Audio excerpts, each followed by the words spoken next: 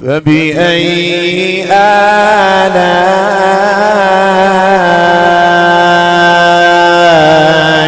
ربكما تكذبان.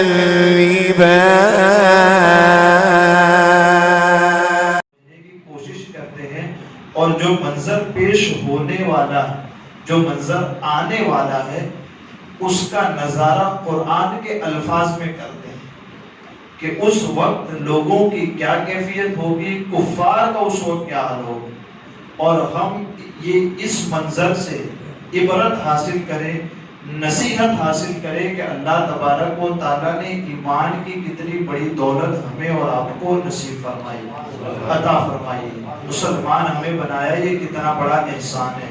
ٹھیک ہے، اس کو سمجھنے کی کوشش کرتے کیا کہ سور کا انتظار کر رہے ہیں، کہ جب سور پھونک دیا جائے گا پہلا تو سب ختم ہو جائیں.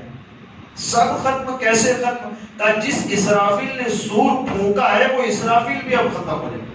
اب یہاں کوئی چیز باقی نہیں رہے گی، زمانے میں کوئی باقی نہیں ہو. جس نے سور پھونکا وہ اسرافیل بھی ختم. اب اللہ تبارک و تعالیٰ کی مشیت اور اس کا ارادہ، وہ اپنی قدرت قابلہ سے پھر حضرت اسرافیل کو پیدا فرمائے گا اور کہے گا اب دوبارہ پھر سور پھونک. ٹھیک ہے، تو جب دوسری مرتبہ سور پھونکا جائے گا تو اب کیا ہوگا؟ اب قرآن مقدس اس کی وضاحت کرتا ہے اس شارٹ بالکل مختصر الفاظ میں آپ کے سامنے پیش کرتا ہوں اس بات کو کہ جب دوسری مرتبہ سور پھونک دیا جائے گا اب کیا کہ دوسری مرتبہ یہ سور پھونکنا لوگوں کو ان کی قبروں سے نکال کر کے قیامت کے میدان میں جمع کرنا.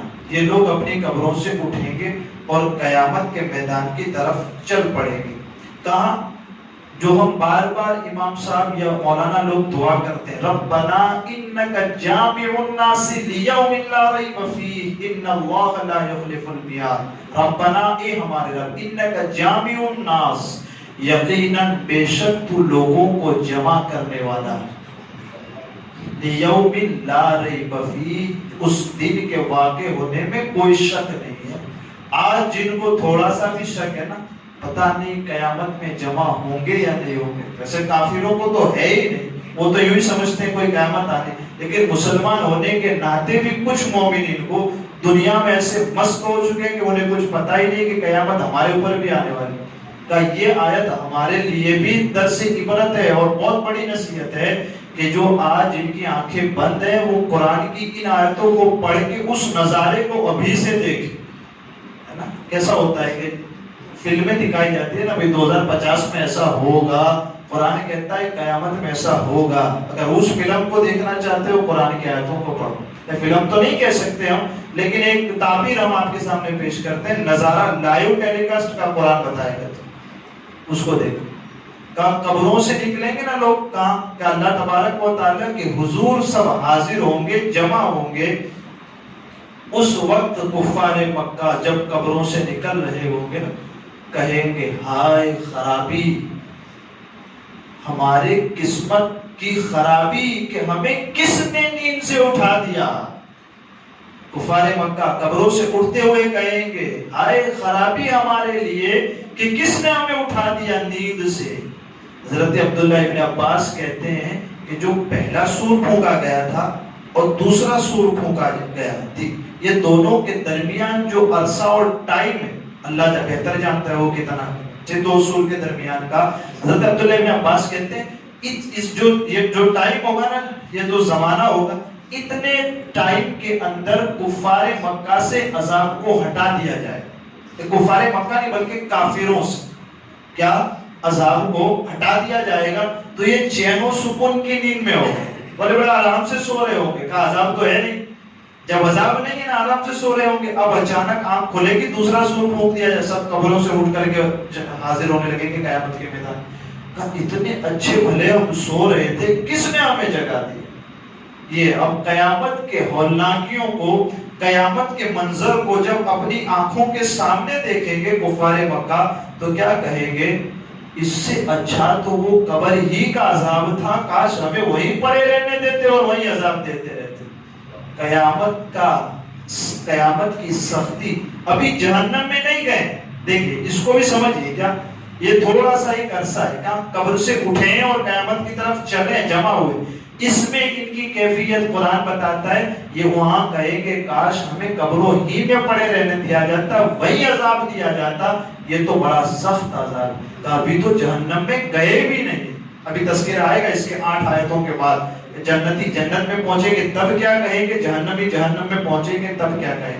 یہ تو ابھی شروع کا ابتدائی قیامت کا بالکل پہلے حصے کا بیان کیا جا رہا ہے۔ یوں اٹھیں گے کہیں گے ہمیں قبروں میں پڑے رہنے دیا جاتا، نہ اٹھایا جاتا تو بہت اچھا ہوتا۔ اس وقت ملائکہ کہیں گے ان کافروں سے کہ تم اپنے رب کے وعدے کا انکار کرتے تھے کہ قیامت آئے گی، لو یہ وہ وعدہ اللہ تبارک و تعالیٰ کا آ گیا، اب یہ قیامت واقع ہو، اور ہمارے رسول ہمارے نبی تمہارے پاس آ کر کے اس قیامت کے واقع ہونے کی سچی خبریں دیتے تھے، تم اس کا انکار کرتے تھے، کہا وہ سچی خبر اب تمہاری آنکھوں سے دیکھ لو۔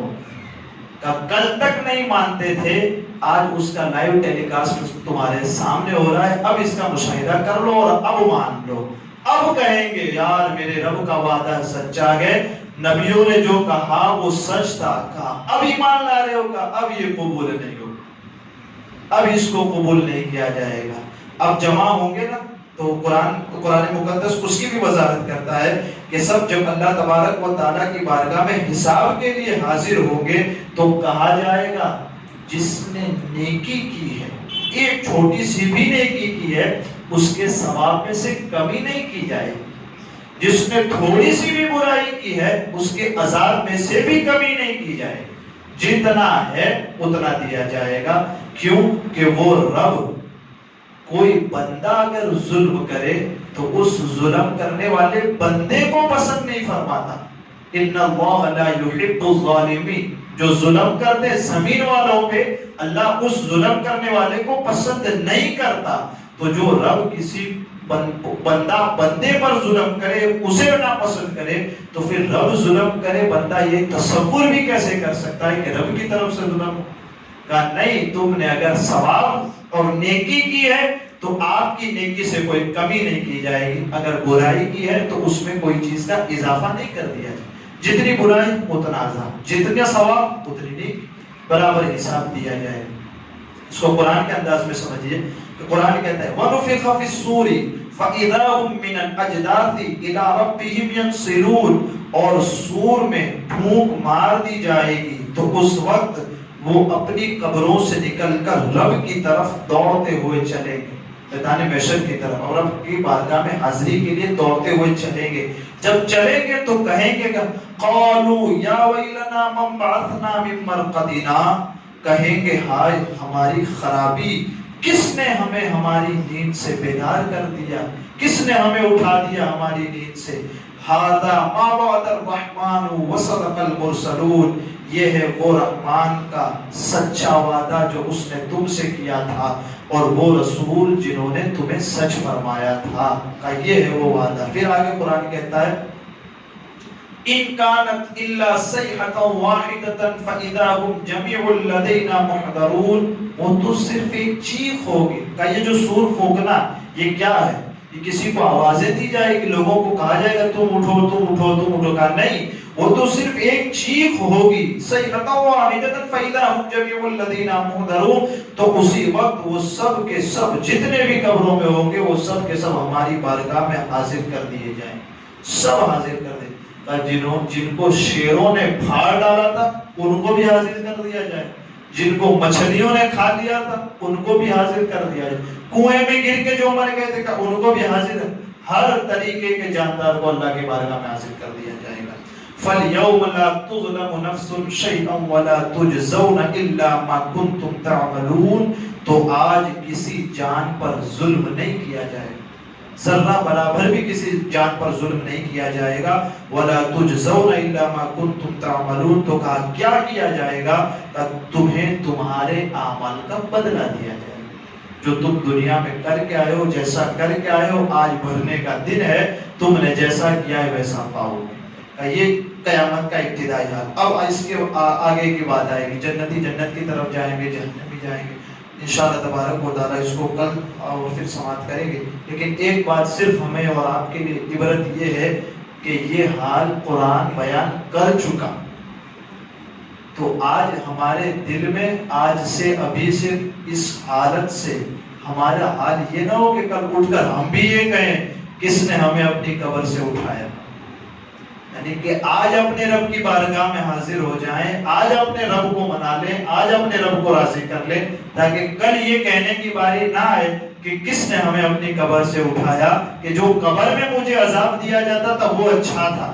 یہ قیامت کا عذاب اچھا نہیں، بڑا سخت، یہ تو ابھی قیامت کا عذاب دیکھا، ابھی تو جہنم کا عذاب پھر کتنا سخت ہے۔ اس لیے ہمارے لیے یہ عبرت ہے، ہماری یہ جو زندگی ہے اس میں ہم نے آپ نے سب نے مل کر یہ منظر ہمارے سامنے قرآن نے بیان کر دیا، اس سے ہمیں بچنے کی تیاری کرنی۔